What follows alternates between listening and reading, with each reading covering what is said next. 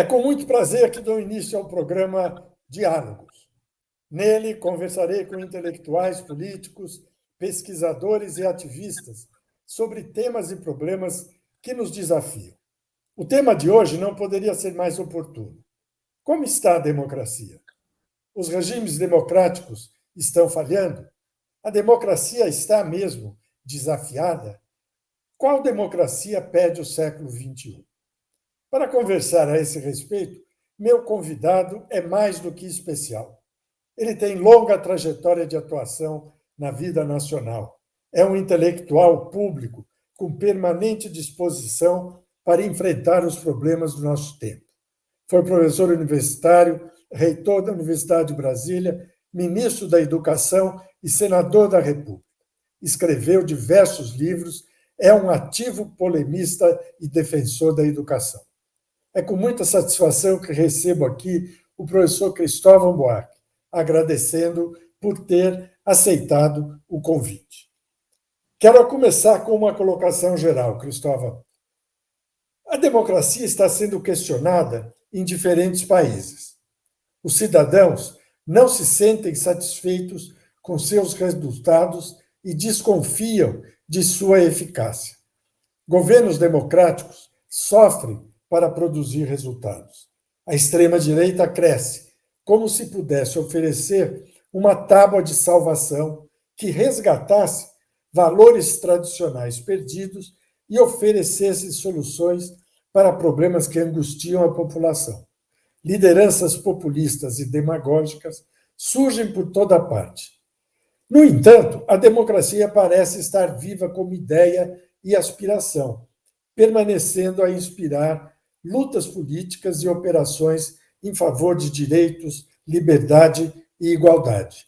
Parece que nós estamos, assim, diante de uma contradição entre a ideia e a sua tradução prática, institucional. Como você vê essa situação, Cristóvão? Seria suficiente nos empenharmos para elaborar uma nova ideia de democracia? Avançaríamos sem conceber as condições de possibilidade institucional de uma democracia renovada? Eu fico muito feliz, meu caro Marco Aurélio Nogueira, de estar debatendo com você neste movimento que é liderado pelo nosso amigo João Rego, e para debater esse tema, a democracia. Mas debater sem o apego de que a democracia é um sistema fechado, pronto, e que não precisa de mudanças. Eu creio que quando a gente analisa o Brasil, a democracia está em crise porque ela está em dívida, uma dívida profunda com o povo e a nação brasileira. E quando a gente olha para outros países, é porque há dúvidas se a democracia é o melhor meio, embora não haja outro, para conduzirmos a humanidade. A democracia é um sistema local e imediatista. A democracia não é uma instituição que possa pensar o longo prazo e nem o planeta, a humanidade inteira. Que o soberano da democracia é o eleitor. E o eleitor ele é, por sua própria característica, individualista, imediatista, eu diria até mesmo egoísta. E como ele vive numa sociedade, ele tem que se adaptar à sociedade, inventamos lá atrás, entre os gregos, a ideia de que a maioria dos eleitores representa o conjunto, o povo. Tanto que o nome democracia, demo de povo. Na verdade, o nome devia ser maioriacracia.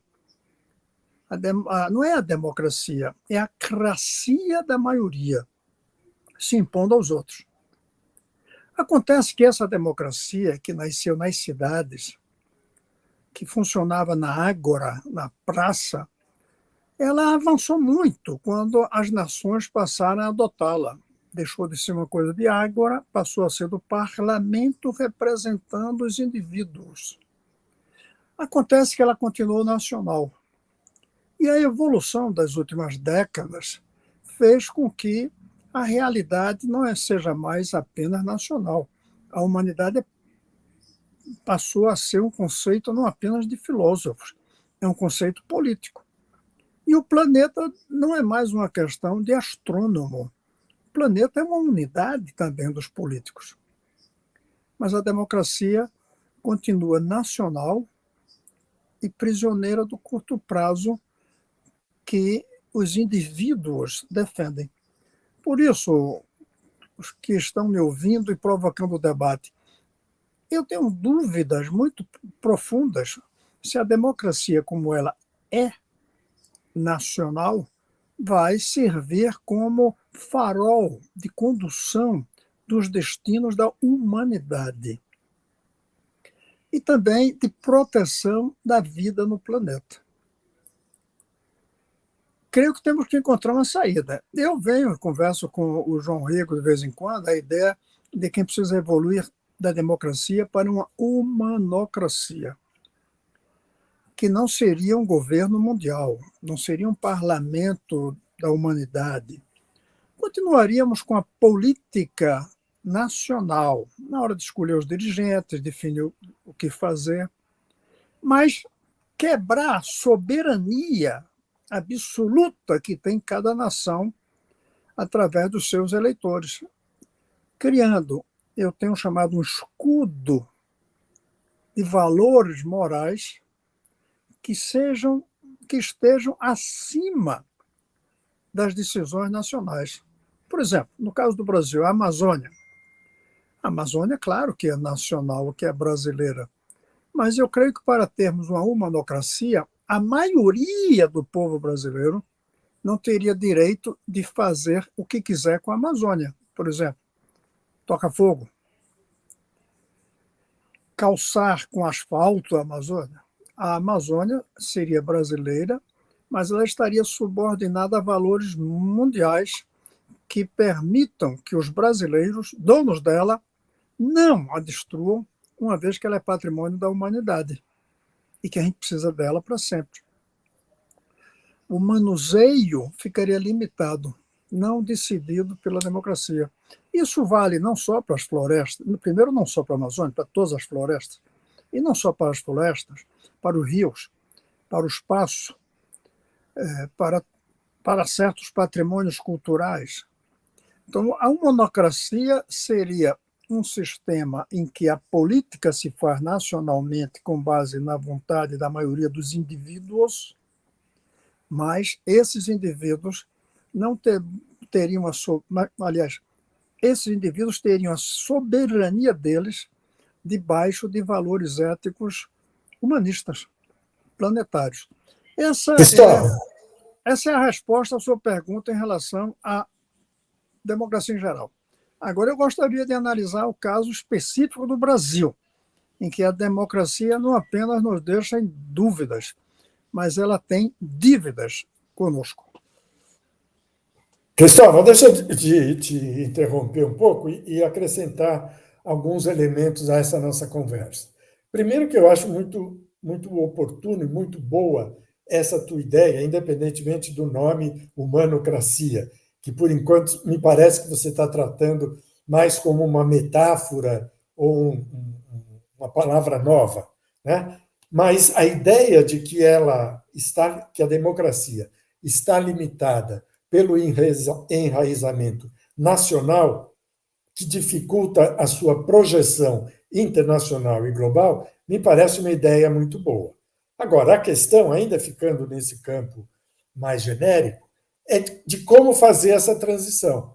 Porque em cada pedaço do globo, você tem um Estado nacional organizado para defender o seu território e para estruturar sobre ele um conjunto de instituições chamadas de democráticas ou não, né, que se definem pela garantia do território e pela proteção do povo que fica ali, independentemente de saber se de fato ele defende o povo e o território. Então, como passar dessa situação em que os Estados nacionais ainda predominam para uma situação na qual eles se subalternizam a uma dinâmica globalizante e humanitária mais ampliada e mais categoricamente posta? Marco Aurélio, a resposta mais séria que eu posso dar é não sei. Mas mesmo assim eu vou tentar dar um encaminhamento depois e mostrando que esse é uma visão teórica. Por que eu não sei? Como responder a sua pergunta?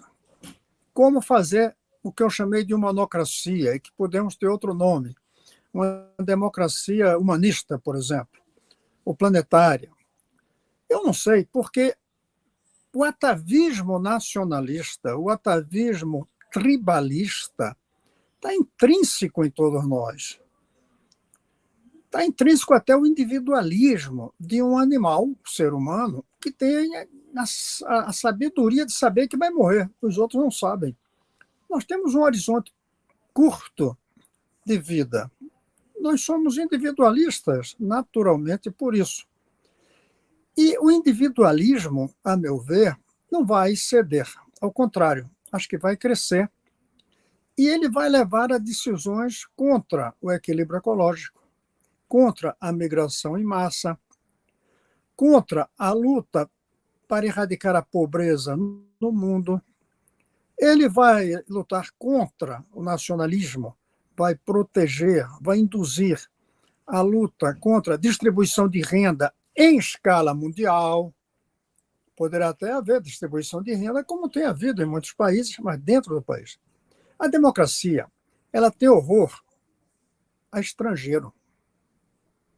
Estrangeiro não vota. E há dois estrangeiros hoje em cena, se você é humanista. Um é o estrangeiro do outro país, se você é humanista e pensa a humanidade inteira. Você, filosoficamente, você leva em conta os estrangeiros. Na hora de votar, você não leva, e se você, por consciência, leva em conta os estrangeiros, a maioria não vai levar em conta.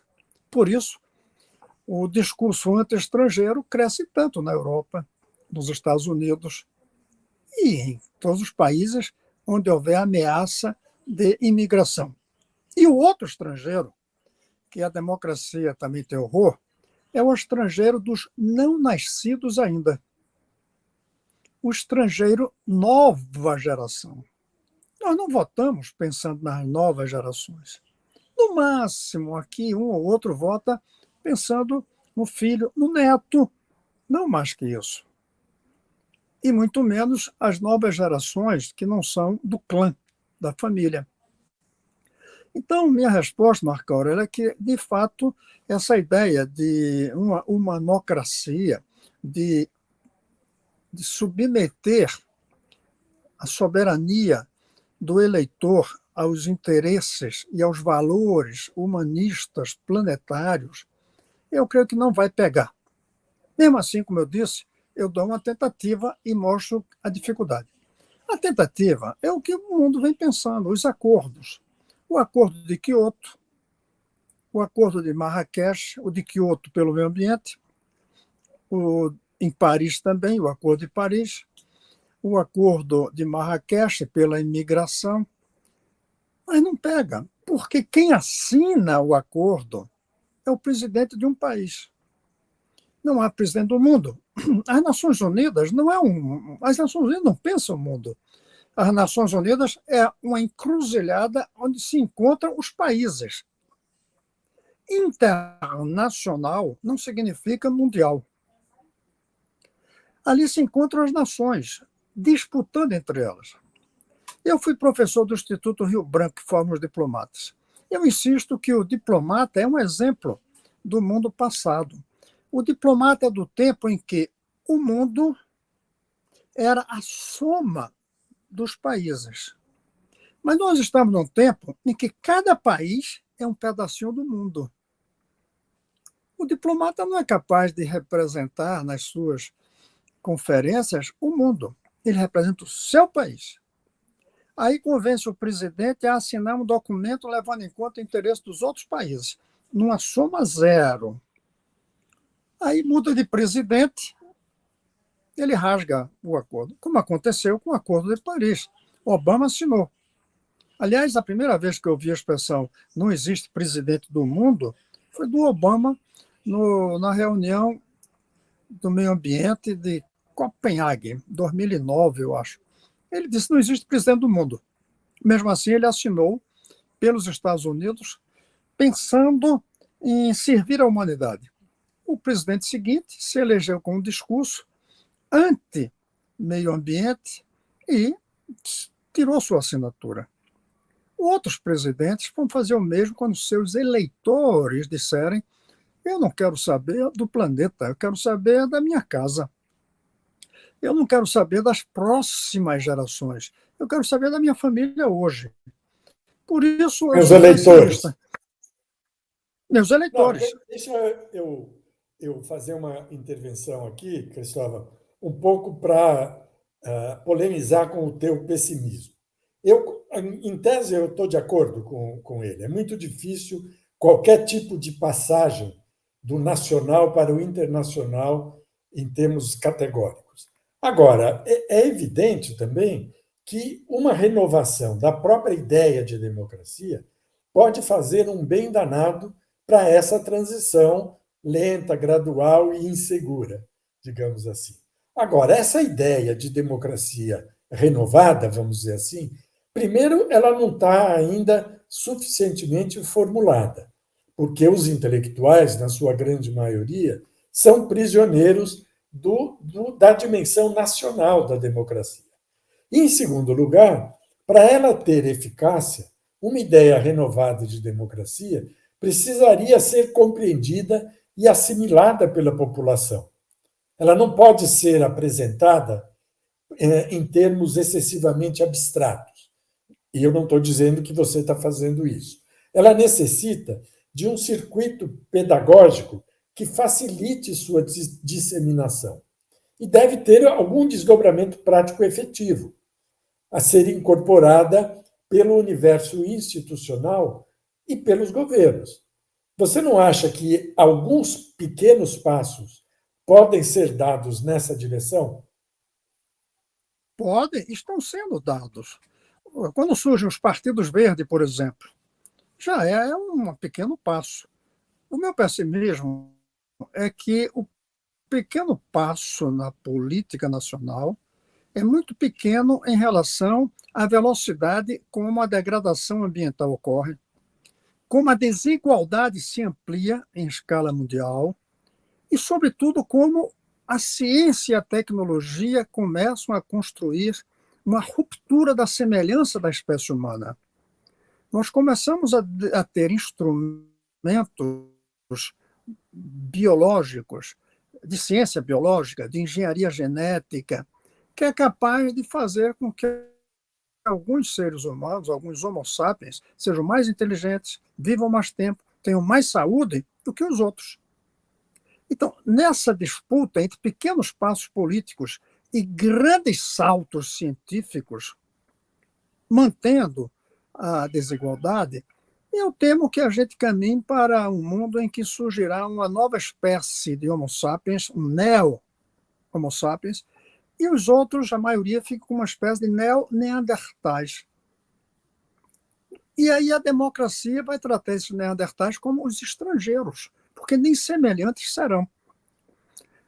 No primeiro momento não, a maioria viverão fora das fronteiras dos países com maioria rica, mas alguns dentro dela. E alguns neo-homo sapiens viverão nos países com maioria pobre, como nós vivemos em condomínios fechados já hoje, rodeados de uma população sem acesso à modernidade. Então, não tenha dúvida que estamos dando pequenos passos, mas a realidade vai em passos muito largos. E, além disso, o que você fala me traz para colocar na mesa a ideia de que, para mim, a revolução vai ser mental. Por isso a educação, para mim, é tão importante. A única maneira de nós evoluirmos não é com partidos novos, é com o partido da infância, o partido das crianças dentro de escolas com mensagens humanistas, rompendo com o desejo radical de consumismo, criando uma solidariedade entre os seres humanos e deles com a natureza, passando a levar em conta o longo prazo e não apenas o curto prazo. A minha esperança é um processo educacional que mude a mentalidade. Eu digo educacional porque eu não vou dizer, nem acredito, que vai surgir um guru religioso que nos convença, até porque provavelmente se for pela religião, ele pode até trazer um lado bom, mas vai trazer muitos lados ruins também. É a educação que pode resolver. Os pequenos Aí nós partidos estamos, políticos, como a gente tem nos partidos verdes, aí nós hein? estamos Como a gente plenamente de tem nos acordo. partidos. É, os partidos verdes, nos últimos 40 anos, cresceram, mas não conseguiram grandes coisas.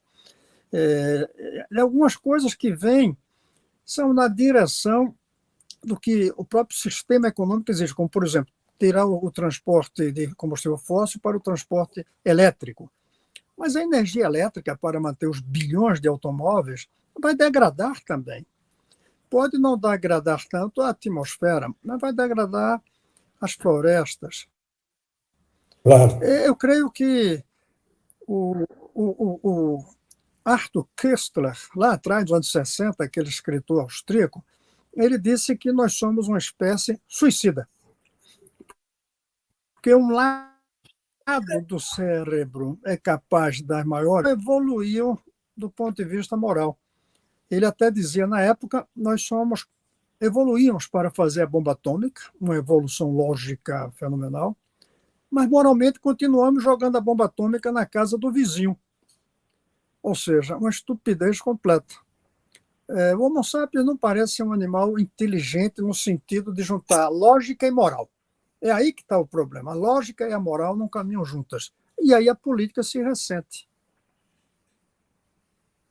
Cristóvão, nós estamos aqui plenamente, eu estou plenamente de acordo com você. Eu acho que a sua reflexão é muito, muito bonita, muito instigante, e eu queria terminar essa nossa conversa fazendo um diálogo com você sobre a questão da política. Porque qualquer tipo de renovação da democracia passa também por uma renovação da política. Quer dizer, a política parece hoje, olhando-a, sobretudo a partir do Brasil, despreparada para atuar nas sociedades complexas em que nós vivemos. Ela continua lutando pelo poder do mesmo modo, ela continua sem saber direito decifrar os poderes com que ela tem que lidar, e ela não consegue dialogar de forma inteligente com as diferenciações sociais, sobretudo com os indivíduos que querem a cada dia mais liberdade e menos orientação. Em termos institucionais, por exemplo, quais seriam os instrumentos mais adequados para um agir político coerente com uma democracia renovada? Os partidos políticos ainda podem ser revigorados como sujeitos da representação democrática, por exemplo, ou eles já bateram na linha final da sua evolução? Eu não vejo outro instrumento a não ser os partidos. Então, eu termino dizendo que sim. Mas eles só se renovarão se nós renovarmos a mentalidade através da educação, alfabetizando os seres humanos do país para a contemporaneidade, que significa formar seres humanos mais humanistas, que não temos hoje. Se não fizermos isso, os partidos vão continuar da mesma forma. E aí eu fico feliz que você tenha trazido esse assunto, porque nós falamos das dúvidas que eu tenho com a democracia para conduzir a humanidade. Mas eu quero falar aqui das dívidas que a democracia brasileira, depois de 40 anos de terminar o regime militar, tem com o povo do Brasil. É inacreditável que depois de 40 anos o Brasil tem o mesmo número de adultos analfabetos. Não pagamos a dívida com o analfabetismo. Nós não pagamos a dívida com a pobreza. Nós criamos, graças à democracia, certos instrumentos mínimos de redução da penúria, como, por exemplo, a Bolsa Família. Diminuir a penúria, mas não, longe de abolir a pobreza. Nós não distribuímos a renda, porque a Bolsa Família é uma pequena contribuição, não é uma estrutura distributiva. Nós não montamos uma estrutura distributiva.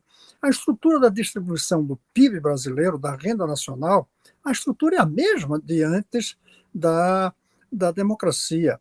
Nós não enfrentamos a questão militar. É uma dívida que a democracia tem. Cada 4 anos, os militares vão ver se as nossas urnas são corretas ou não.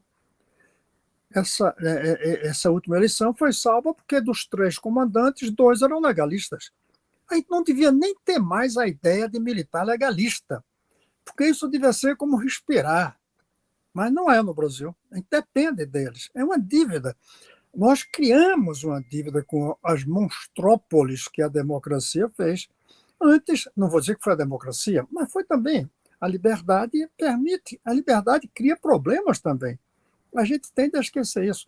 Nós não pagamos a dívida com a desorganização urbana, nem com a violência que tem crescido todo o tempo. Nós não criamos políticos com confiança. A democracia não aumentou a confiança na democracia. A democracia tem uma dívida com a República. Como é que a gente, em 40 anos, não acabou com os privilégios, as mordomias dos nossos dirigentes, nos 3 poderes, sobretudo no judiciário? Continua como se fosse um império. Então, a gente não pagou a dívida, que é completar a República, com um país onde a diferença, a desigualdade, aliás, seja fruto do talento e dentro dos limites da decência. Aí, finalmente, eu diria que a democracia não pagou uma dívida com a confiança nas próprias instituições da democracia. Nós não pagamos, estamos em dívida ainda. São 40 anos. Veja que são 2 problemas diferentes que eu ponho. O conceitual da democracia na era do antropoceno planetária, da destruição ecológica, aí eu tenho dúvidas, e as dívidas dentro do Brasil. E, finalmente, uma coisa na linha do que você tocou, quando falou aí em algum momento à direita. Eu acho que a democracia vai levar eleições para a direita. E a gente se acostumou a dizer que a direita é antidemocrática. Não, eles vão se eleger democraticamente para respeitar o eleitor que é contra o estrangeiro. Eles vão ser eleitos democraticamente para respeitar o eleitor que está se lixando para o meio ambiente. O Trump tentou dar um gesto antidemocrático, mas tirando o gesto antidemocrático durante a eleição, que ele perdeu, no resto ele se comportou de acordo com o que o eleitor dele quer. O eleitor americano quer aumentar a produção de petróleo, quer baixar o preço da gasolina, quer mais liberdade, mesmo que a liberdade seja para destruir os interesses comuns. É por isso, Macarena, que eu sou pessimista. Eu creio que o individualismo, que é a base da democracia, a gente precisa lembrar disso também. A democracia é a soma da filosofia individualista com a aritmética da maioria. Esse foi o casamento que os gregos criaram. A gente respeita o indivíduo e age conforme a maioria quer. Nesse ponto, até avançamos um pouco nos direitos das minorias. Mas a maioria, em geral, não está querendo respeitar os direitos das minorias. É um processo muito difícil de conseguir avançar nos direitos dos homossexuais, nos direitos dos negros, dos países em que a maioria é branca. A democracia, a meu ver, vai marchar cada vez mais para um processo de direitização. E é um erro dizer que toda direita é fascista, toda direita é reacionária, toda direita é anti-humanista, mas não necessariamente fascista. Perfeito, Cristóvão. Nós estamos em sintonia com esse teu pessimismo bem compreendido, a sua inteligência pessimista, no fundo, significa uma inteligência aguda, crítica, voltada para desvendar esse nó de problemas que nós temos pela frente. Eu tenho que te agradecer muito, dizer que foi uma enorme satisfação vê-lo em plena atividade, em plena forma, dialogando aqui nesse programa, e eu espero que a gente possa se reencontrar de novo para continuar essa conversa, que é uma conversa essencial, fundamental para os dias que a gente está vivendo hoje. Muito obrigado. Eu que agradeço a você, Marco Aurélio, pela provocação. Eu quero dizer que eu sou um pessimista, mas não paralisante. O meu pessimismo não é paralisante. Ao contrário, com certeza. O pessimismo é ativista. E por isso eu lhe agradeço estarmos juntos. Faz parte do meu discurso, o pessimismo, mas faz parte da minha ação estar com você dialogando, tentando buscar caminhos. Muito bom estar com você e muito obrigado. Imagina, um abraço para você, Cristóvão.